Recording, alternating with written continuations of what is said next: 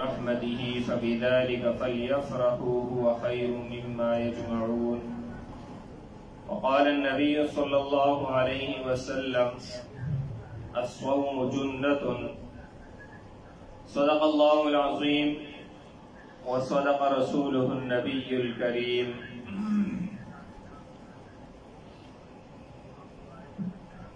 دیر عزتمندو محترمو او د ننګولۍ ډیر غیرتمندو مسلمانانو ورونو، د ټولو نه اول د خپل طرف نه زه قاري صاحب ته مبارکي وایم چې یقینا قاري صاحب هغه د مبارکۍ قابل دی، ځکه اول د مبارکۍ قابل قاری صاحب هغه ځکه دی چې قاری صاحب چې دلته کوم ختم وکړو نو دا به ما او تا ته داسې ښکاري چې نن ختم وشو، خو د دې شاته څومره محنت پروت دی، څومره کړاوونه پراته دي. هغه کړاوونه که موږ صرف اورېدلی وي خو لیکن د هغې احساس زما او ستا سره هغه نه. یو خو دغه قرآن یادول دی،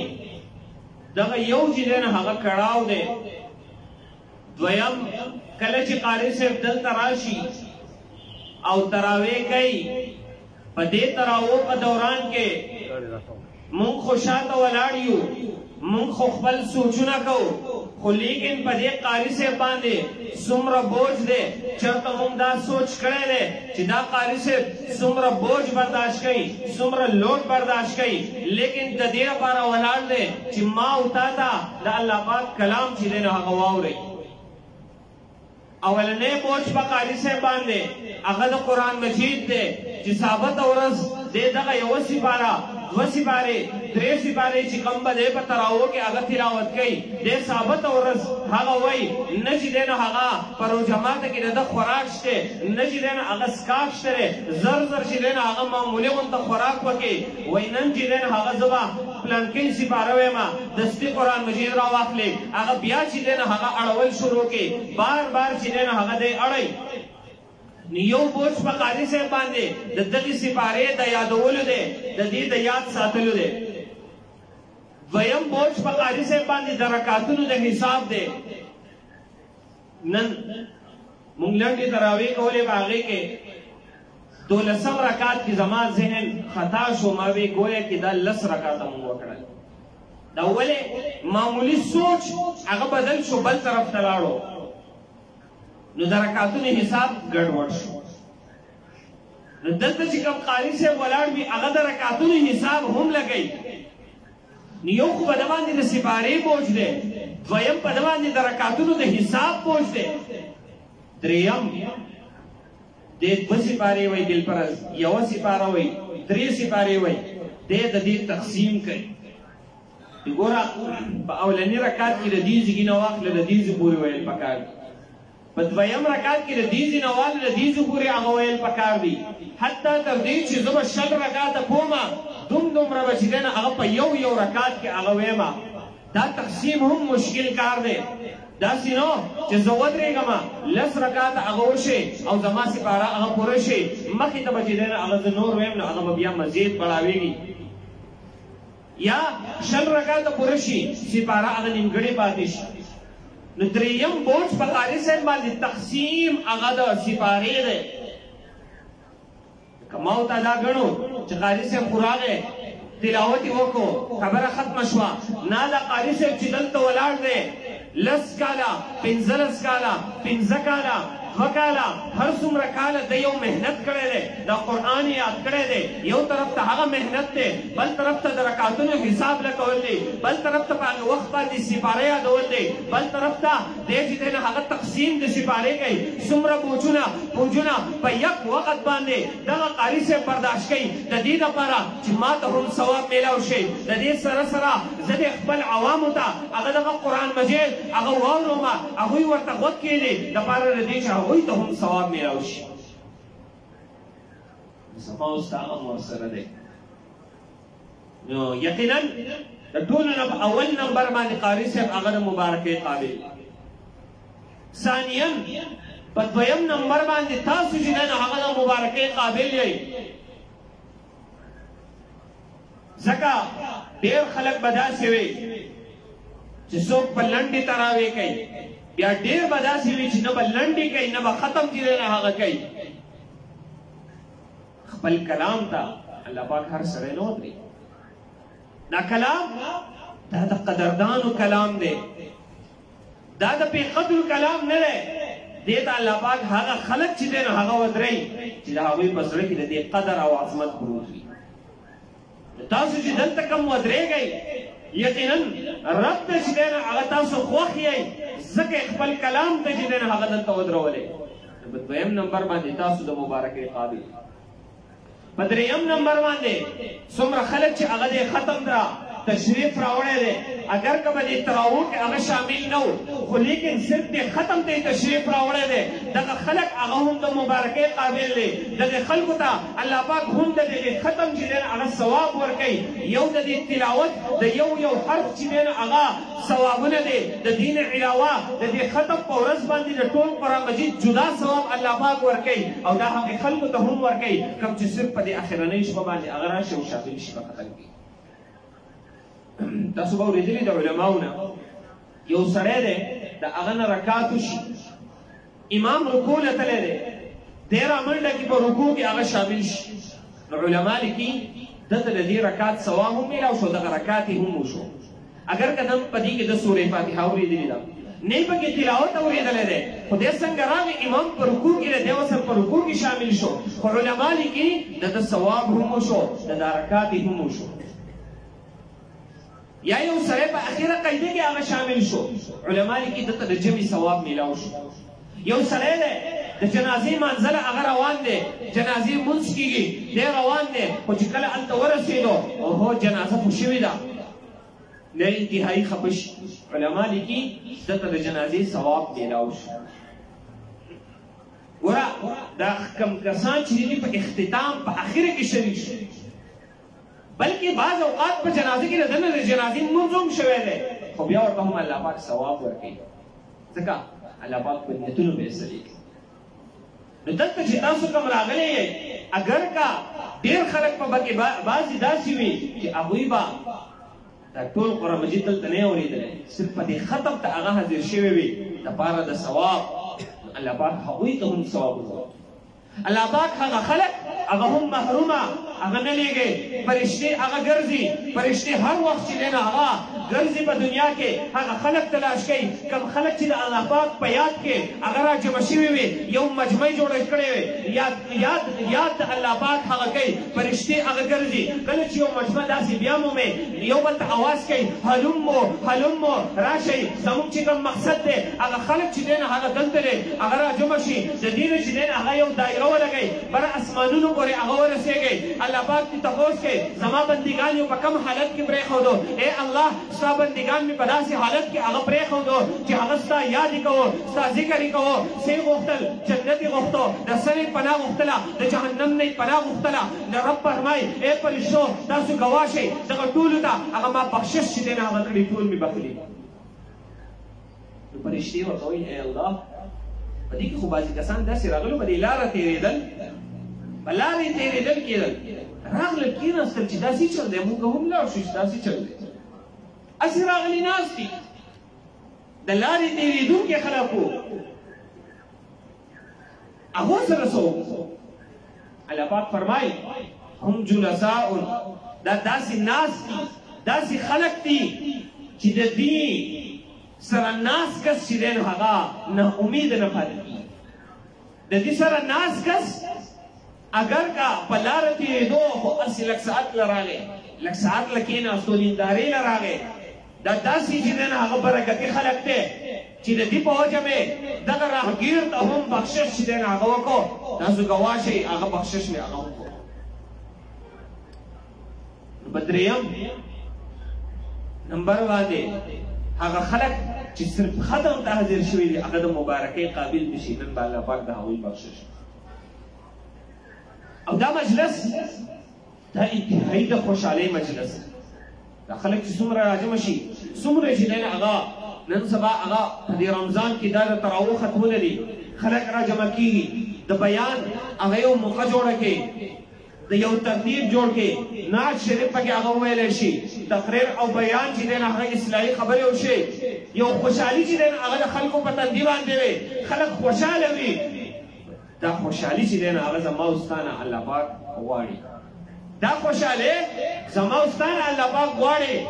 او الله پاک فرمایي فبذلک فلیفرحوا پکار دی چې په دې باندې انسانان خوشحاله شي په څه باندې قل ورته ووایه پیغمبره بفضل الله وبرحمته د الله په فضل او د الله په رحمت باندې بندګان خوشحاله شي د فضل او د رحمت نه څه مراد دی مفسرین لیکي د فضل نه مراد دین اسلام دی د رحمت نه مراد قرآن دی بعضې وایي د فضل نه مراد هغه نبی علیه السلام دی د رحمت نه مراد احادیث د نبی علیه السلام دی بعضې وایي د فضل نه مراد هغه قرآن دی د رحمت نه مراد احادیث دی په دې سره دی خلک خوشحاله شي فلذلک فلیفرحوا په دې سره دی خلک خوشحاله شي دا ځکه هو خیر مما یجمعون دا انسانان چې په دنیا کې ګرځي څه راجمع کوي که دې مال و دولت راجمع کوي که دې ساز و سامان راجمع کوي دنیا کې د سهار وځي مازدیګر کور ته راشي ډېر څه ګټه وټه کوي د هر څیز چې دی نه هغه کور ته راوړی هو خیر مما یجمعون دا قرآن د دې ټولو هر سرونه غوره دی سهار شي د کور نه یو کس وځي دکان ته بل کس وځي دفتر ته بل کس وځي دیاړۍ له یو کس پکې وځي مدرسې ته دی هلته دیني تعلیم حاصلوي نو رب فرمایي هو خیر مما یجمعون دغه قرآن دغه احادیث دا چې دی کوم حصول کوي هو خیر مما یجمعون دغه انسانان چې څه جمع کوي څومره د دنیا ساز و سامان دی مال و دولت دی د هغې ټولو نه غوره څیز چې دی نو هغه دین اسلام دی د هغې ټولو نه غوره څیز قرآن دی احادیث دی د ټولو نه غوره دی الله پاک څه فرمایي فبذلک فلیفرحوا په دې سره پکار ده چې دا خلک خوشحاله شي دا نن چې کوم خوشحالي ده هم بعینه د دغې آیات مصداق دی حالانکه نور ځای کې چې دی نه هغه داسې خوشحالي الله پاک نه دی چې دی نه هغه غوښتلي لکه قارون دی قارون چې کله په تکبر کې راووتلو قوم ورته څه وایي تکبر مه کوه د دغې مال نه کم حصہ دا زکات دے هغه وباسه هغه ورکړه غریبانانو حق ادا کا دی وایي دا زما د محنت د وجې نه ماته میلاو شوی دی په دې کې الله پاک په ما باندې څه احسان نه دی کړی زه د غریب حق نشم ادا کولی قوم ورته وایي په دې باندې مه خوشحالېږه ان الله لا تفرح خوشحالي مه کوه داسې چې هغه خوشحالي سبب د تکبر ګرځي هغه خوشحالي سبب د الله پاک د نافرمانۍ ګرځي لا تفرح داسې خوشحالي مه کوه ځکه الله پاک لا ان الله لا يحب الفرحين الله پاک خوشحاله خلک نه خوښوي کم خوشحاله هغه خوشحاله چې هغه په تکبر کې پرېوځي هغه خوشحاله چې د دې د خوشحالۍ د وجې نه د رب په نافرمانۍ کې هغه اخته شي داسې خوشحاله خلک الله پاک ته خوښ نه دي خو کم خوشحاله خلک ورته خوښ دي فبذلک فلیفرحوا هو خیر مما یجمعون په قرآن چې کومه خوشحالي ده دا الله پاک ته خوښه ده د دین علاوه چې څومره خوشحالیانې دي که هغه د دین اسلام په دایره کې وي د شریعت په دایره کې دی دا صحیح دی که د دین علاوه شي ان الله لا يحب الفرحين الله پاک داسې خوشحالي هغه نه خوښوي چې د رب نافرماني پکې کېږي نو دلته چې دا کوم خوشحالي ده دا کوم تخریب دی د کوم خوشحالۍ دا مقام دی دا هم الله پاک زمونږ او ستاسو نه غواړي دا هم مقصودي دی بهرحال دا ختم مخکې قاري صاحب وایي چې مختصر خبره د قرآن فضایل وختي ما سوچ کوو چې زه څه خبرې چې دی نه هغه مخکې ته وکړم یو طرف ته سوچ راتلو روژه ده د رمضان فضایل دي که د رمضان په فضیلتونو باندې شروع وکړې دا تقریبا 3-4 جمعې په دې رمضان باندې هغه بحث ما شروع کړی جمعې په ورځ باندې بار به هغه چې دی هغه مسلسل هغه بیانوم د رمضان فضایل نه ختمېږي بل طرف ته که سوچ وکړې اوس اخري عشره ده که د دې په فضیلت باندې سوچ وکړې دغه عشره د دې دومره فضیلتونه دي چې هغه د نه ختمېدو دي بیا لیلۃ القدر دی د هغې فضیلتونه دي بیا بل طرف ته هغه ختم د قرآن دی د هغې په فضیلت کې سوچ وکړې هغه چې دی نه هغه بیانې هغه چې دی د هغې لپاره وخت کم راځي نو دا میاشت داسې ده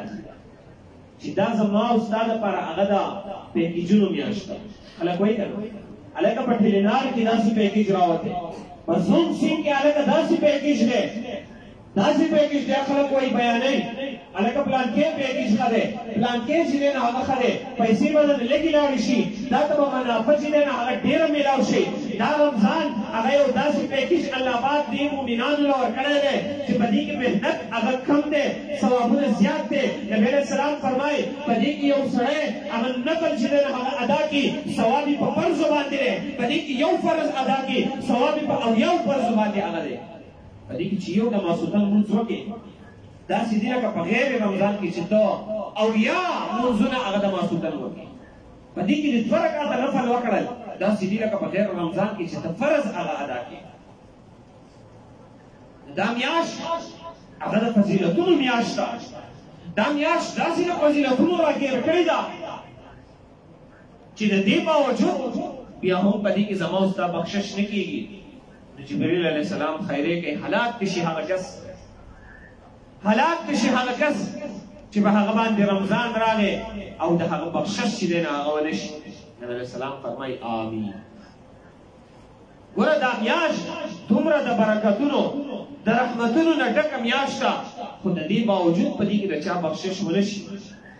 یقینا دا د افسوس خبره ده او بخشش په هلو کېږي چې موږ دغه میاشت قیمتي کوو دا میاشت په داسې نه قیمتي کېږي چې موږ ټوله شپه هغه په بالونو کې هغه صرف ټوله شپه هغه په میشونو کې په کرونونو کې چې دی نه هغه صرف کو ټوله شپه چې دی نه هغه په پبجي ګیمونو کې هغه صرف کو سهار چې دی نه کله پېشمنۍ وشي مونځ چې دی نه هغه ونه کو وده شو مازدیګر مونځونو نه بعد د روژه ماتې په وخت راپاڅو د سهار مونځ قضا د ماسپښین مونځ قضا د مازدیګر مونځ قضا د ماښام مونځ په روټۍ کې قضا د ماسوتن مونځ دومره روټۍ به خوړلې چې ودرېدی نه شي هغه مونځ قضا ټول مونځونه هغه قضا نه تلاوت شته نه نوافل شته نه فرایض شته د الله پاک په نافرمانۍ کې دغه رمضان داسې تېر شي نه الله پاک په زما او ستا بخشش څنګه علما لیکي په دې رمضان کې د پنځو آدابو کله خیال وساته شپږو آدابو خیال وساتلی شي دغه روژه به زموږ روژه وي که داسې دی حدیث کې راځي نبي علیه السلام فرمایي ډېر روژهدار داسې دي چې هغوی ته د خپلې روژې نه د ولږې او د تندې نه علاوه نور هیڅ نه میلاویږي یعنی د ده روژه صرف دا ده چې دی وږی شو دی تږی شو نور دته د دې ثواب نه میلاویږي ها فرض ادا شو ثوابونه دته نه میلاویږي دته نور هیڅ نه میلاویږي ډېر روژهدار داسې دی چې د ولږې او تندې نه علاوه دته هیڅ نه میلاویږي نو دا هغه خلک دی چې نه د فرایضو خیال ساتي نه د نوافلو خیال ساتي نه د روژې د آدابو خیال ساتي کوم حدیث چې ما لوستی و الصوم جنة روژه دا ډال دی روژه ډال دی دا به تا د ګناهونو نه بچ کوي دا ډال دا داسې ډال دی دا به تا د جهنم د اور نه هغه بچ کوي داسې ده خو دا ډال به کله چې دا ډال مونږ مضبوط وساتو دا ډال ماتیږي وایي دا داسې ډال دی چې دا ماتیږي هم د دې ماتېدل څنګه دي کله چې د دې د آدابو خیال ونه ساتي دا ډال مات شو چې کله ډال مات شو نو بیا مخې ته چې دی نه هغه زمونږ بچاو دا روژه هغه نه کوي نو اولنی ادب علما لیکي چې د دې آدابو خیال وساتلی شي نو روژه به روژه وي دا ډال به مضبوط وي اولنی چې د ژبې هغه خیال وساتلی شي ژبه چېرته به غلط ځای کې هغه استعمال نه شي نبي علیه السلام فرمایي ما له چا د دوو څیزونو ضمانت راکړو زه هغه ته د جنت ضمانت ورکړم د دې دوو څیزونو ما له ضمانت راکړي چې دا به په غلط ځای کې نه استعمالوي زه ورله ضمانت ورکوم چې دا کس په جنت ته داخلېږي نبي علیه السلام فرمایي اولنی د دې دوو جامو په دې منځ کې چې کوم څیز دی چې هغه ژبه ده ما بین لحیین د دوو جامو په منځ کې جمع ده د دې ژبې ضمانت مال چا راکو چې دا به دی په غلط ځای کې نه استعمالوي د دغې ژبې به خیال ساتي زه ورله ضمانت د جنت ورکوم یو مال دې ضمانت راکړي د خپل شرمګاه چې دا به دی په غلط ځای کې نه استعمالوي دی به د دې حفاظت کوي زه ورله ضمانت د جنت ورکوم د دې دوو څیزونو ضمانت چا ورکو نبی علیه السلام فرمایي زه د جنت ضمانت ورکوم نو ژبه د دې حفاظت ډېر ضروري دی عام حالاتو کې هم ضروري دی خاص کر په رمضان کې د دې حفاظت ډېر زیات ضروري دی چې په دې کې موږ د دروغو نه ځان وساتو د غیبت نه ځان وساتو د چغلخورۍ نه ځان وساتو د بل مسلمان هغه عزت دار ته ورکولو نه هغه ځان وساتو د کنځلو نه ځان وساتو د بد ردو نه ځان وساتو نبی علیه السلام پس یو زنانه راوستلی شوه یا د یو زنانه په باره کې یو دوو زنانو په باره کې خبر راغی دوو زنانو روژه نیولې ده د الله رسول روژه نیولې ده خو داسې حالت ته رسېدلي دي چې د مرګ حالت ته رسېدلي دي یعنې دا روژه مې دومره ګرانه شوې ده گویا کې د دې روژې د وجې نه دې مرګ ته هغه نږدې شي دومره ګرانه ده څه نبي علیه السلام فرمایي ورته وفرمایي یو پیالې وله ورکړه دا ولې ویسې او ورته ووایي چې په خوله کې هغه ګوته هغه دننه کړي او که یې الټۍ وکړي هغه پیاله چې وله کله ویوړی شوه خوله کې ګوته ور دننه کړو الټۍ یې وکړې په هغې الټو کې وینه راووتله او د غوښې ټوکړې راووتلې نبی علیه السلام په دغه موقع باندې وفرمایل دې دوو زنانو غیبت کړی دې غیبت کړی او الله پاک په قرآن مجید کې فرمایي غیبت دا د بل مړ مسلمان ورور غوښه خوړل یعنې دا داسې دی چې د چا غیبت کې او هغه مړ شي د هغه نه ته غوښه پرېږدې دغه غوښه چې دی نه هغه ته خورې نو دا غیبت چې ته کوې ګویا کې داسې دی لکه هغه چې مړ شي او د هغه غوښې ته خورې او بعضې حالاتو کې الله پاک ښایي لکه په دغې حالت کې الله پاک وښودل چې دې د غیبت د وجې نه ګوره د دې د خېټې نه هغه غوښه راووتله او د دې د وجې نه په دې باندې روژه هغه ګرانه شوه روژه دا اسانه وي په نیکانو خلکو باندې چې کله ته تلاوت کې کله ته منځونه کې کله ته عبادت کې دا روژه به په تا باندې اسانه وي چې کله دغه روژه ته د شپې هغه په بالونو کې هغه صرف کې د ورځې د لمونځ خیال نه ساتې اونډۍ دا روژه به په دې خوب کې به تا باندې ګرانېږي راپاسې دغه کس ته نو انتهایي پې دا روژه ګرانې که دې خبرې ورسره وکړې شر درسره کوې هلکه روژه مې ده دا روژه یوازې ستا ده د دې نورو نه ده دا هغه نتیجه ده چې دی د فرایضو او د نوافلو خیال نه ساتي د سنتو خیال نه ساتي دا روژه بیا الله پاک ګرانه کړه څنګه چې به د دوو زنانو باندې ګرانه شوه د غیبت د وجې نه نن سبا وګوره هر مجلس د غیبت نه هغه ډک دی هر مجلس هغه د غیبت نه هغه ډک دی غیبت داسې کېږي چې دا ګناه هغه نه ګڼلی کېږي او ورته وایي غیبت مه کوه هغه د مخکې هم دا وی نبي علیه السلام نه چا تپوس وکړی د الله رسول غیبت څه ته ویلی شي نبی علیه السلام جواب ورکړي غیبت دې ته ویلی شي چې ته د یو مسلمان ورور هغه بدي ذکر کوې او هغه په هغه کې وي او هغه یې بد ګڼي او هغه موجود نه دی دې ته غیبت ویلی شي صحابي ته پوښتنه ای د الله رسوله که زه یو خبره داسې کوم او په هغې کې نه وي نبی علیه السلام فرمایي خو بیا بهتان دی د بهتان خو جدا ګناه دی نو غیبت په هغې کې موجود دی یو خبره او ته پشي شه هغه خبره کوې که بالفرض هغه موجود وي په دې موقع باندې هغه پرې خفه کېږي دې ته غیبت ویلی شي نبی علیه السلام یو کس ولیدو نبی علیه السلام هغه ته فرمایي په غاښونو کې ډکې ووهه هغه ورته د الله رسوله ما خو غوښه نه ده خوړلې څنګه په غاښونو کې ډکې ووهه غوښه وخوړی شي په غاښونو کې څه ونښلي چې ډکې پکې ووهه نبی علیه السلام فرمایي تا غیبت کړی دی د هغې غیبت اثرات دا دي چې دا داسې دی لکه تا چې د مسلمان ورور غوښه خوړلې د هغې اثرات ستا په غاښونو کې په نظر راځي دا د نبي علیه السلام معجزه وه نبي علیه السلام ته په نظر راتلی که نن موږ ته په نظر نه راځي خو د نبي علیه السلام ارشادات هغه موږ حق ګڼو د الله پاک آیاتونه هغه موږ حق ګڼو داسې ده لکه د مسلمان ورور غوښه خوړل داسې کې راځي نبي علیه السلام فرمایي د غیبت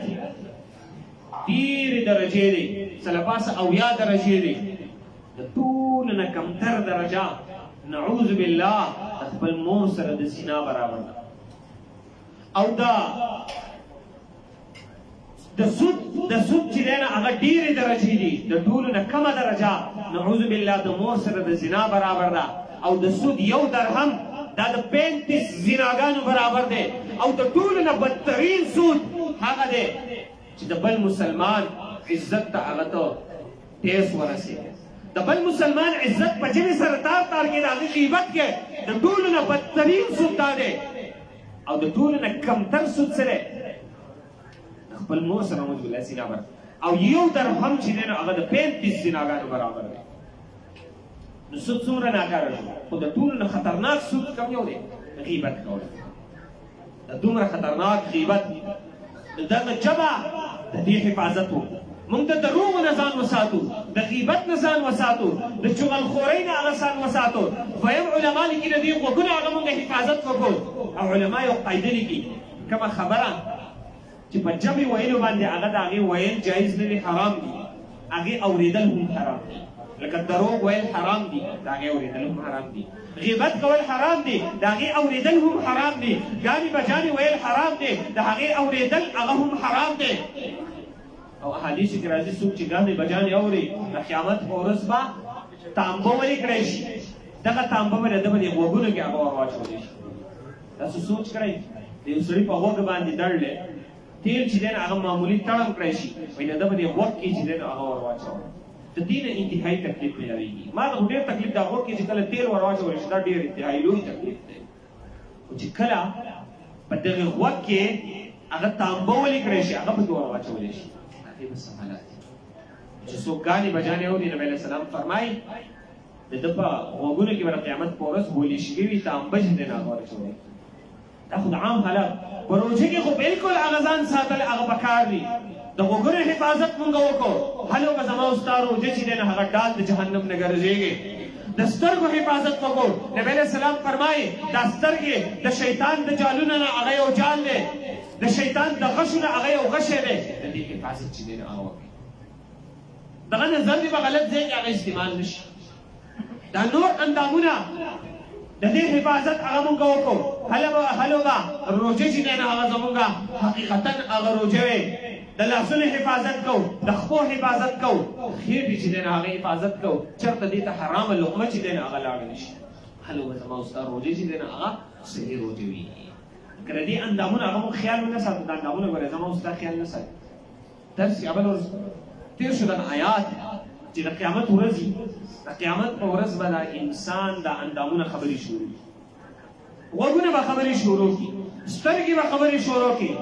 لاسونه به خبرې شروع کړي اندامونه سرمن به خبرې شروع کړي دا انسان به وایي وقالو لجلودهم لما شهدتم علینا دا انسان به خپل سرمن ته وایي خپل اندامونو ته به وایي لما شهدتم علینا تاسو ولې زما خلاف هغه ګواهي ورکوئ قالو انطقنا الله الذي انطق كل شیء دغه اندامونه دغه لاس دغه خپې دغه غوږونه دغه سترګې به جواب ورکوي موږ هغې رب ګویا کړی یو موږ له هغې رب دا طاقت را کړی دی موږ هغه رب چې دی نو هغه به دې باندې ګویا کړی یو چې ستا خلاف ګواهي ورکوو کوم رب چې هغه ژبې له طاقت ورکړی دی چې هغه خبرې وکړي ګوره دغه ژبه دوه ګوتې ژبه ده خو په دې کې دومره طاقت دی چې هغه خبرې کوي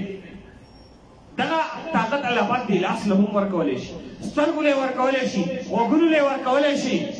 لکه ما او تا نن په دې رمضان کې د دې خپلو اندامونو خیال ونه ساتو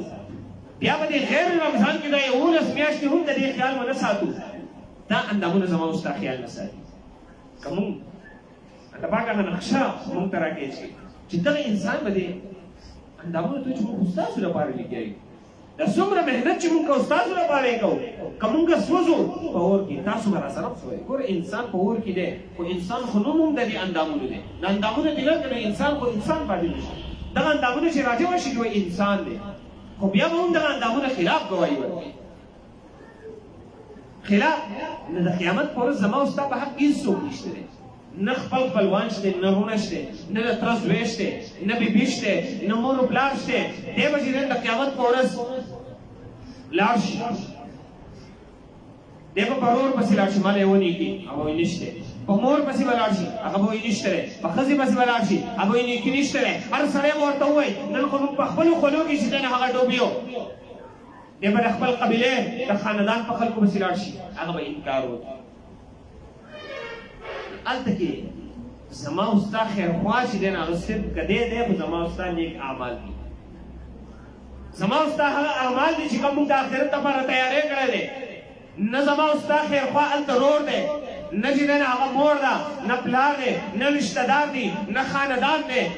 حتی تر دې نه د خپل اندامونه دي، دا هم زما او ستا خیرخوا دي، دا به هم زما او ستا خلاف ګواهي ورکوي. که یو سړی ډېر پټ شي چې هلکه زه په کمره کې ناست یم، هلکه زه په بړستن کې چې دی نه هغه یم، موبایل ورسره یو لوی موبایل دی، په دې کې چې دی نه هغه ته قسمه قسم څیزونه هغه ګورې، د رب نافرماني کوي، په موبایل کې هغه غوږونه کې د هغه څیزونه یې ښودي، هلکه زه څه اورم، ما ته خو څوک چاته پته نه لګي چې زه څه ګورم، څه اورم، چاته پته نه لګي. ته په کومو سترګو چې څه ګورې دې ته خو پته لګي. دا یو خبره خو عام ده چې بس الله پاک مونږ ویني، دا خدا دا سترګې خو دا موبایل ګوري که په دې غوږونو کې چې کوم دا هینډ سپرې او منډلې دا درنه کړي دي، دغه غوږونه به ستا خلاف ګواهي ورکوي. دا اندامونه زما او ستا په حق کې دي، دا اندامونه زما او ستا خلاف دي چې مونږه داسې کار نه کوو، سبا له دا اندامونه زما او ستا خلاف ګواهي ورکوي. مونږ داسې کار وکړو چې زما او ستا په حق کې ګواهي ورکوي، د خپې ګواهي ورکوي. اے الله ماسخوتن په تراویح کې ولاړ و، یوه ګنټه دوه ګنټې هغه ولاړ و، د دې لپاره ولاړ و چې ستا قرآن واورې، دا غوږ ګواهي ورکړي. اے ربا د دې لپاره دی ولاړ و، ستا قرآن، ستا تلاوت، ستا کلام پاک هغه یې اورېدلو، هغه کلام یې اورېدلو، کوم کلام چې د ځمکې او د اسمان د پیدایښت نه مخکې د هغې تلاوت تا کړی و. اے الله هغه کلام یې اورېدلو چې فرشتو په هغه وخت کې هغه ګواهي ورکړې وه. مبارک دی هغه امت په کوم امت چې به دا کتاب نازلېږي. اے الله مبارک دی هغه امت کوم امت چې دغه کتاب په خپل سینو کې هغه محفوظ کړي. اے الله مبارک دې هغه ژبې کومې ژبې چې به د دې تلاوت کوي. اے الله دغه ژبه نن یې په دې باندې ستا د هغې کتاب هغه تلاوت کړی دی، نن یې په دې باندې ستا د هغې کتاب تلاوت په دې غوږونو باندې اورېدلی دی، په دې خپو باندې هغه ولاړ و، ځان یې ستړی کړی دی، دغه خپې پړسېدلې دی، خو بیا هم اے الله دغه کتاب یې هغه اورېدلی دی. اے الله د ده په حق کې هغه مونږ چې دی نو هغه ګواهي ورکوو. چې دغه ګواهي زما او ستا په حق کې جوړه شي، زما او ستا خلاف چېرته جوړه نه شي چې موږ داسې اعمال وکړو. سبا له چېرته موږ په دې خپلو اعمالو باندې پښېمانه نه شو چې هلکه ګناهونه یې وکړی دی. انسان خو خطاکار دی، کل بني آدم خطاء، هر بني آدم خطاکار دی علاوه د پیغمبرانو نه. صحابه محفوظ دی وخیر الخطاؤون، غوره خطاکار هغه دی التوابون چې هغه توبه وباسي. توبه ویستونکي خطاکار دا غوره دی، انسان نه هغه خطا کېږي، ګناه کېږي، خو لیکن کله چې انسان توبه وباسي الله پاک دته توبه قبلوي،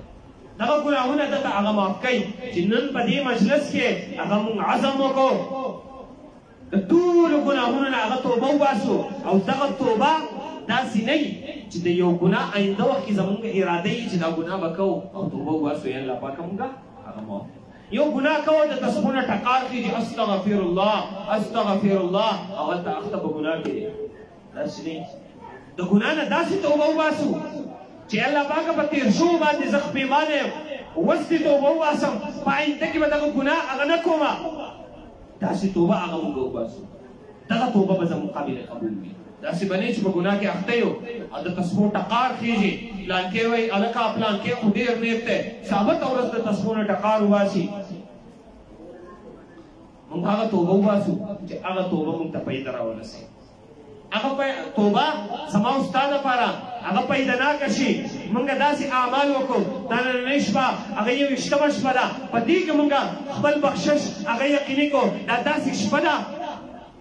داسې شپه ده چې شاید په دې کې هغه لیلة القدر وي. نبی علیه السلام فرمایي لیلة القدر هغه د رمضان په طاق شپو کې چې دی نو هغه تلاش کوي، په دې کې چې دی نو هغه لیلة القدر وي. نن د رمضان اخرنۍ لسو کې چې دی نو هغه نن هغه یویشتمه، نن چې دی نو هغه طاق شپه ده. دغه طاق شپې چې کله راشي په دې کې یو چې دی نو هغه لیلة القدر وي. شاید چې دا د لیلة القدر شپه وي او داسې شپه ده د لیلة القدر ده، په دې کې جبریل علیه السلام هغه نازلېږي. حدیث کې راځي کله چې چې اخري شپه شي جبريل عليه السلام ته هغه حکم وشي د ځمکې ته چې دی هغه کوشه جبريل عليه السلام هغه ځمکې ته راکوشي ومعه لواء اخضر د هغه سره یو شنه جنډه هغه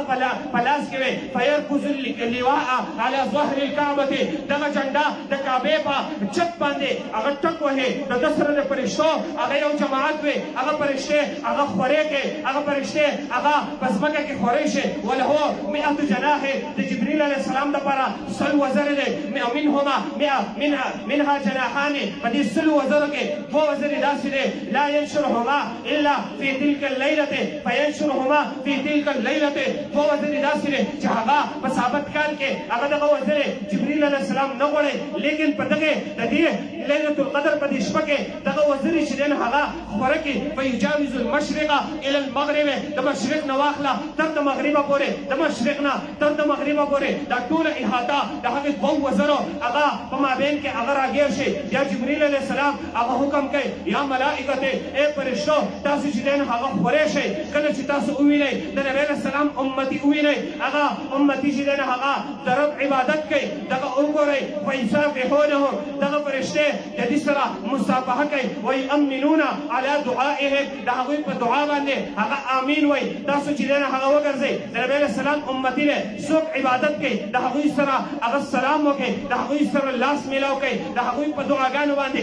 څوک دعا کوي ای الله پاکه زما بخشش وکړي ای الله پاکه زما ګناهونه معاف کړي ای الله پاکه زه ډېر ګناهګار یم څومره ګناهونه زما نه شوی دی هغه ګناهونه معاف کړي ای الله پاکه ما ته د نیکۍ توفیق راکړي ای الله پاکه زما مصیبتونه پریشانۍ ختمې کړي ای الله پاکه دا کرونا دا مصیبت دا تکلیف یا الله پاکه دا زموږ نه ختم کړي دا پریشاني ختمه کړي یا الله پاکه د امت مسلمه په حالت باندې رحم وفرمایي دې دعاګانې کوي ویؤمنون على دعائهم جبريل عليه السلام راځي دته په دعا باندې امین وای دی وای اے الله کرونا ختم کې جبريل عليه السلام وای امین دی وای اے الله پاکه دا پریشانی ختمه کې فرشتي وای امین فرشتي دته په دعاګانو باندې امین وای فرشتي ورسره سلام کوي لاس سره میلاوي ما ته خو پته نه لګي دا ته پته نه لګي زما سره څنګه لاس میلاو کو ما ته خو پته ونه لګي دا هغه لاس میلاوهلو اثر دا وي چې زما استاد پزړه کې هغه د نیکۍ شي نه هغه طلب پیدا شي نیکی چې نه هغه مونږه په اسانۍ سره کوو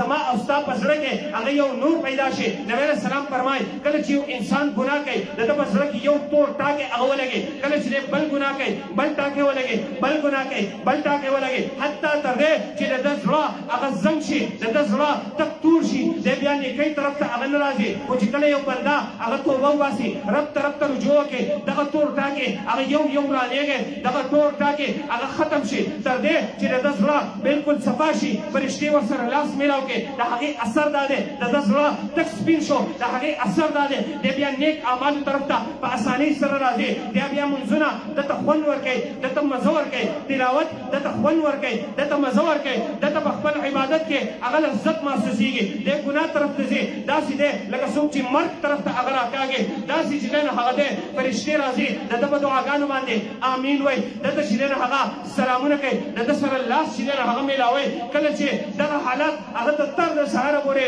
کله چې سهار هغه فجر شي کله بانګونه هغه وویلی شي د لیلة القدر شپه ده بانګونه وویلی شو جبريل علیه السلام فرشتو ته هغه وایي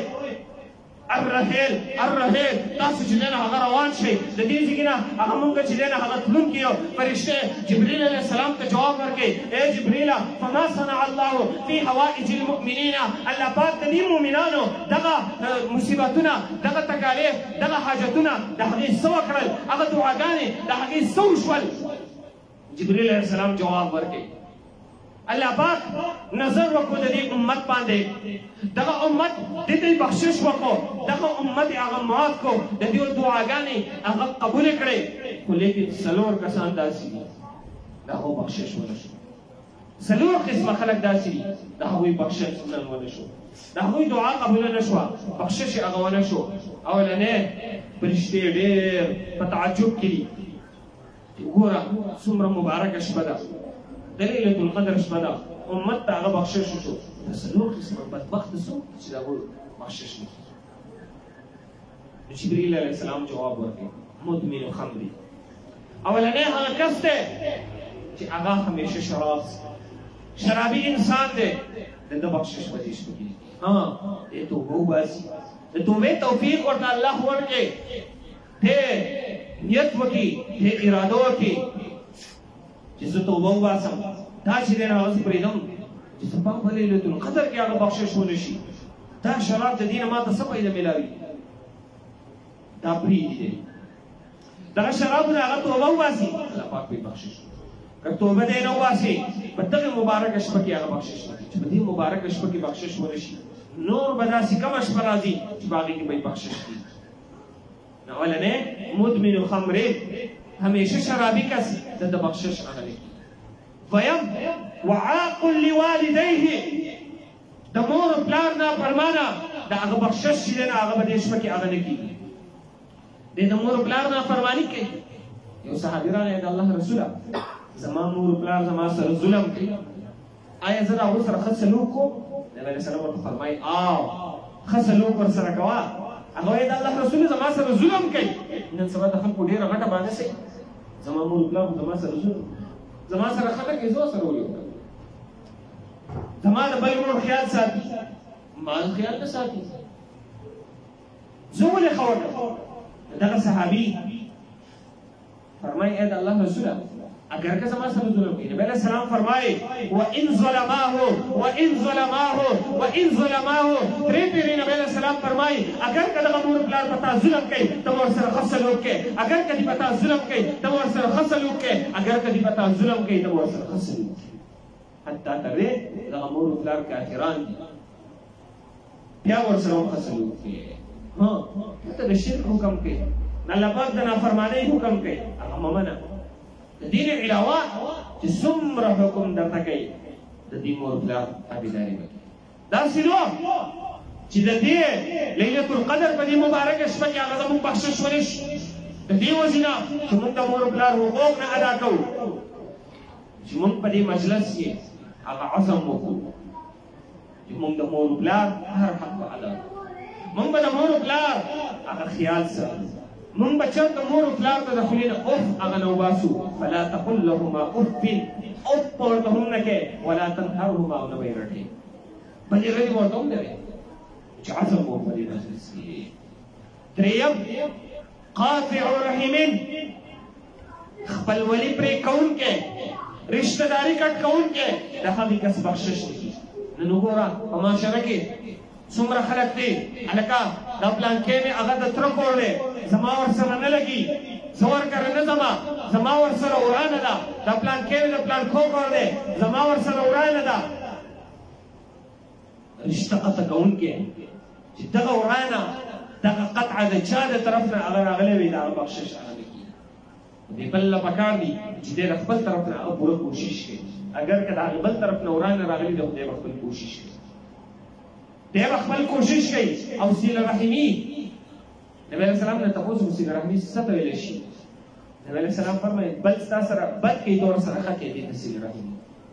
دا نه ده چې هغه ستا سره ښه کوي ته ورسره ښه کوې دا خو بدل شو صله رحمي اصل کې هغه ده چې ستا سره څوک بد هم کوي ته به ورسره ښه کوې دې ته صله رحمي د درېیم هغه کس دی چې د هغه بخشش نه کېږي چې هغه رشته داري پرې کوي رشته داري قطع کوي د هغې کس بخشش په دې شپه کې هغه نه کېږي څلورم هغه انسان دی مشاهد نبی علیہ السلام پر مشاهد صحابه تپوس کوي بل مشاهد مصارم مل مصارمو دا څه ته ویلی شي نبی علیہ السلام فرمایي دا هغه کس دی چې هغه په زړه کې هغه کینه ساتي بغض ساتي مثال دوه کسان دي د هغوی په آپس کې هغه په یو خبره باندې رنجش راغی په آپس کې خبرې واړولې انسان دی انسان آپس کې راتلی شي خو اوس دا یو نه دي د ده په دې زړه کې هغه یو کینه پرته ده یو بغض پروت دی چې دا ولې ده ماته داسې ووایي زه خو ځان له څوک یم دی ولې ماته ووایي زه به داسې داسې کوم څه کولی شي یا نه شي کولی خو د ده په زړه کې هغه د بدلې هغه دغه پروت د ده په دې زړه کې هغه یو بغض پروت دی د انسان دپاره یو کینه پرته ده یو بدشوالی پروت دی په زړه کې دغه زړه کې چې کوم د اخیری پروت دی دغه به نن صفا کول غواړي که دا ما او تا صفا نه کړو دغه اخیری زموږ بخشش هغه بیا نن په دې مجلس کې هغه موږ داسې عزم وکړو چې دا مجلس زموږ دپاره داسې شي چې زمونږ بخشش په دې کې یقیني شي چېرته داسې کار زمونږ نه ونه شي که داسې وي بالفرض والتقدیر الله دې کې چې نه وي او که دې کې یو خبره وي د هغې نه موږ توبه وباسو دا به زمونږ مجلس دی هغه به یقیني دا مجلس د دې فایده به هغه موږ ته بیا راورسي دغه مجلس به زما او ستا هغه یقیني شي بیا به دغه شپه دا رمضان دا ختمونه دا تلاوتونه دا به چې دی نه هغه موږ ته فایدهناک شي نور هم د دې رمضان د قرآن د عظمت په باره کې هغه ډېره اراده و چې هغه ډېرې خبرې وکړی شي چونکې د وخت هغه کم دی د وخت په مناسبت باندې هغه یو څو خبرې هغه ستاسو په وړاندې هغه عرض شوې مقصد دا دی چې موږ رمضان دا یې په تېرېدو دی په ختمېدو دی د دې رمضان کې هغه موږ د رمضان برکت وکړو دا رمضان قیمتي دی په دې کې تلاوتونه وکړو په دې کې لمونځونه وکړو په دې کې نوافل وکړو په دې کې چې دنه عبادات وکړو توبه وباسو خپل رب ته دغه رمضان به زما او ستا چې دی هغه قیمتي شي الله پاک ته دعوې کوو توفیق راکړي